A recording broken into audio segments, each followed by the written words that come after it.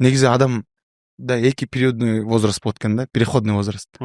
Адамда эки переходный возраст, бири ошо 16, 17, 18 жашта убакта, экинчиси ошо 40-ка жакындап калган 35тен өйдө экен да.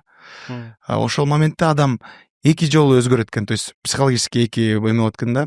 Кичинекей балдар балалыктан чоң жашоого, кийинкилер болсо уже эки нерсени тандайт экен, бирөө акча жагын, бирөө духовный жагын тандайт экен да. Ушундай бир алып кетсе болбойт экен. Алып кетсе болот болуш керек, ошо аракет кылыш керек болот. Бирок көбүнчө баягы духовный жакка аракет кылып атам. Себеби дегенде баягы балким Инстаграмдан көрүппү же ар кайсы жактан көрүп эле баягы акыл айткандар көп дегендей, канча баягы иллюзиялар көп, бирок бир реальный акыйкат, чындык бул ошо өлүм да.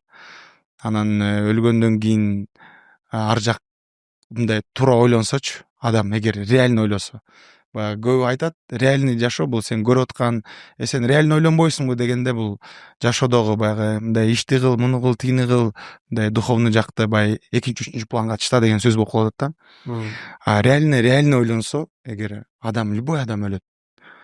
Любой адам өлүмдүн дамын таттыйт. Өлгөндөн кийин ар жак прям вечность болуп атпайбы?